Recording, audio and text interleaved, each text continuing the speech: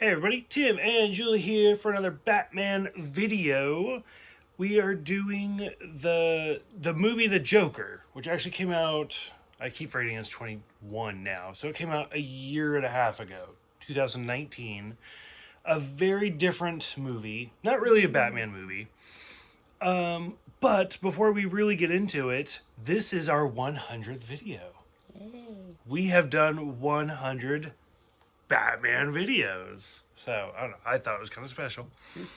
So, like I said, this is a very, very different movie, directed by Todd Phillips, who's actually known for comedies like the Hangover stuff, but very inspired by movies like Taxi Driver by Martin Scorsese. Coincidentally, like I said, inspired by Taxi Driver, which stars Robert De Niro, who plays Murray in this movie. And then Joaquin Phoenix plays Arthur, aka Joker, in this. So, very different, very, very different movie. That's not really quite a Batman movie. A different origin story, much like The Killing Joke is. Some people absolutely love this movie. Some people absolutely hate this movie. It's very, very divided. What did you think of it? It was okay. I mean, it started out sad because we were going through Arthur's life, Mm-hmm. but then it get to the end and it was, do you feel sorry for him now or do you not? Mm-hmm. But other than that, it was a different side of the Joker. And yeah, you kind of see how he became the Joker Mm-hmm. and what led him to be the Joker. And, Right. yeah. And I thought he was going to be okay until his friend gave him the gun. Oh, right. And sitting in his apartment one night just, I don't know, playing around. Bullshitting around. Yeah, and bang, and there was a bullet in it. Which my dumbass would probably do the same. Yeah. If we're being honest. Mm-hmm. Like, I would probably accidentally shoot. Like, if I owned a gun, which I don't own a gun. Yeah. But if I did, I would probably accidentally shoot it. Like, Mm-hmm. not intending to. Which is why I don't own a gun. Yeah, my husband owned a lot of guns, but when he passed away, I got rid of them. Mm-hmm. I didn't want them in the house for the grandkids to get. Yeah, exactly. So, yeah. But, yeah, him having that gun totally changed him, Mm-hmm. and I can see where he may have needed it, Mm. but then the way he started using it, no. Right. Okay. Makes sense. So I agree. For me, the opening scene is definitely the saddest. Like when the kids steal the sign and then beat the shit out of him. Yeah. This Joker is interesting to me because, like, in previous Jokers, like if you look at like Jack Nicholson and stuff, they're already pretty good. Like they're set for their life or whatever. Mm-hmm. And then you look at things like The Killing Joke, where he's struggling and then he falls in the acid and stuff. Whereas this movie deals with mental illness. Right. And as you work retail, I worked retail for 15 years. Like, you deal with shitty customers yelling at you every single fucking day. Yeah. This is, like, it's one of the... I don't know if they say it in the movie. I don't think they do. But, like, The Killing Joke... Like, that's the theme for The Killing Joke, is one bad day. Mm-hmm. And that's what I love. That's why The Killing Joke is one of my favorite books, is because everybody is one bad day from just being done. Yeah. And so, I mean, you work retail, I worked retail, like, you're just that one customer, and you're like, I'm gonna fucking blow up this building. Like, Yep. yell at me one more time for something that's not even my fault. Mm-hmm.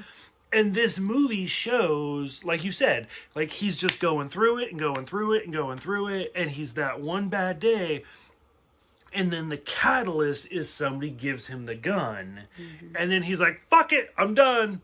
Because realistically, when he shoots like the three guys in the subway, at least for me, They had it coming. they had it coming. Like, I don't even feel sorry. I'm like, you go. Mhm. Like, They had it coming.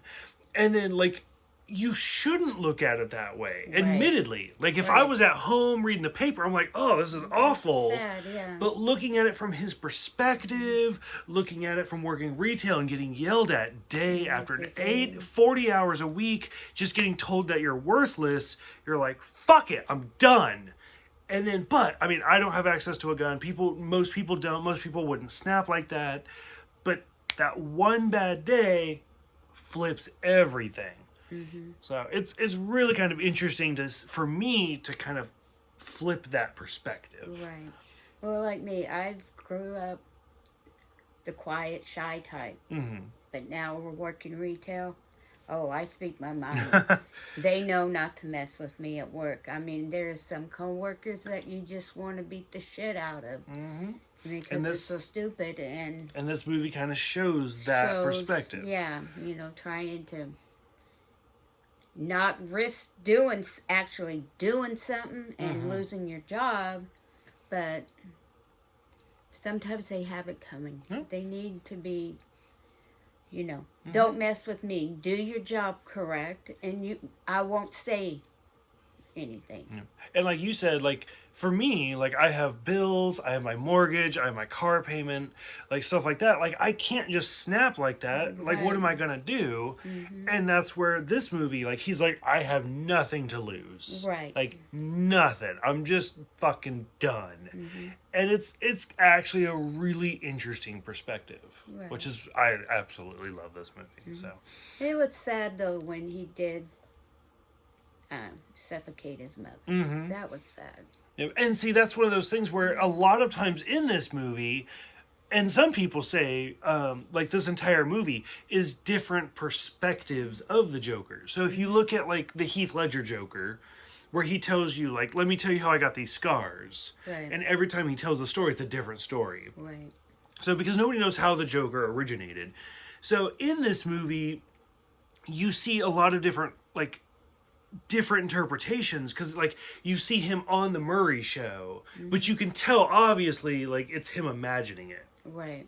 And then at the end, like as the movie's progressing, he gets his girlfriend and stuff, and then it gets to the point where she finds him in her apartment. She's like, who the fuck are you? Right. And you're like, oh my god, he actually hasn't been dating her. It's all been like this imaginary flashback. Uh-huh. So stuff like that. And some people say at the very, very end of the movie where he's smoking a cigarette, and which I'm going to say, like, as somebody who quit smoking, this movie makes me want a cigarette. So as he's smoking a cigarette, and the doctor's like, well, what's so funny? And he's just like, you wouldn't get it. Mm-hmm. Some people say, like, in interpretation, the entire movie is just an imaginary flashback. Like, it's just the Joker being like, what if I caused a riot that created Batman? Mm-hmm. Like, what would that be like? Well, then he supposedly read that letter that his Mhm. mother wrote that Thomas Wayne was, in fact, his father. dad. Mhm. And he went and talked to Thomas Wayne, and it's like, or his bodyguard, and, but yeah, Which I can see him imagining, The scene where he talks to Bruce is creepy as fuck. Where he like puts his hands in his mouth and stuff. Mhm. And then I don't know if they say it or not, but that's Alfred that comes to the rescue when he's talking to Bruce, and Alfred's like, "You need to back the fuck off, go away." Mhm. And I was like, "Oh, that's great." But like, it's so but weird. when he was on So the creepy. subway that one time, Mm-hmm. and that little kid was sitting there looking at Oh him. yeah. And, He's and just he making was faces. just making faces for him, and his mom just like, leave my kid alone. Yeah. You know? Yeah, you can watch this movie over and over and over again, dissect it, rearrange it. Like people have pointed out, in the background there's clocks, like with hands and stuff, not digital, but like clocks. Every time you see a clock, it's set for 11:11. Every single time. I So know. yeah, and see, there's little things in this movie that you could watch this movie over and over and over again, and it's just get different, like the Joker. You can get different perspectives. So it's, to me, I thought it was really interesting. Yes, it was. But okay, 100 videos in, how you feeling? Are you I'm sick of loving it. Batman? No. Okay. Okay. Any thoughts for the Joker for something like this? Some people want a sequel. Some people are like, no, this is just leave it alone. And yeah, so kind of leave it alone for right now, and let's see how, you know, I don't know, see how it goes. Okay. You know, perhaps down the line they will. Hmm.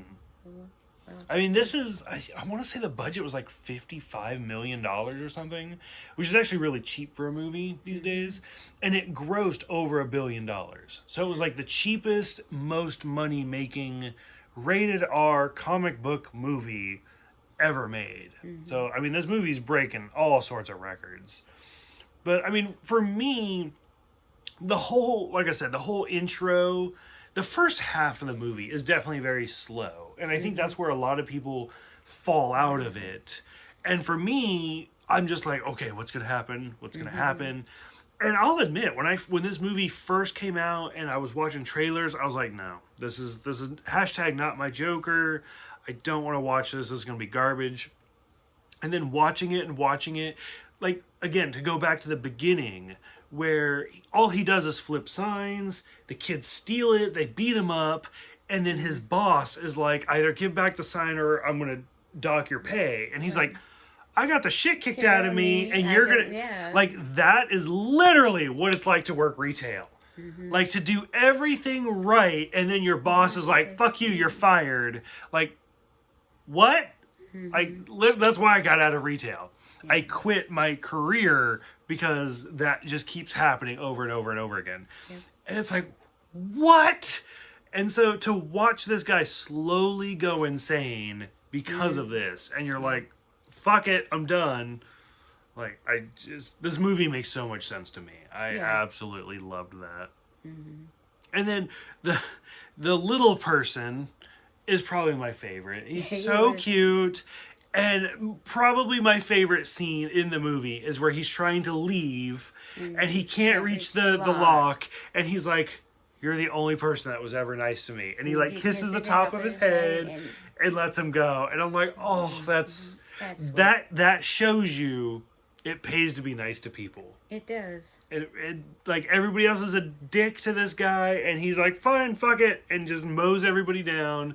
The one person who's nice to him, and he's like, fine, just go. And it's great. I loved it. I thought it was really, really good. Any other closing thoughts for our 100th Batman video? It's 100 more. Okay. At least. We still have like 6 more TV shows to go. Okay. That's it. Yep. That's it. Okay. So for those who have seen The Joker, like I said, people either love it or hate it. It's a very, very divided movie. So I'm curious what other people think. I'm assuming you know who Robert De Niro and Joaquin Phoenix are.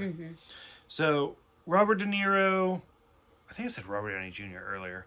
Robert De Niro and Joaquin Phoenix. For those who have seen it, what do you think of them? What do you think of the movie as a whole? What do you think of its connections to Batman? Like I said, it's not really a Batman movie. But go ahead, let me know. Thank you guys for watching. Thank you guys for subscribing. And we will see you guys next time.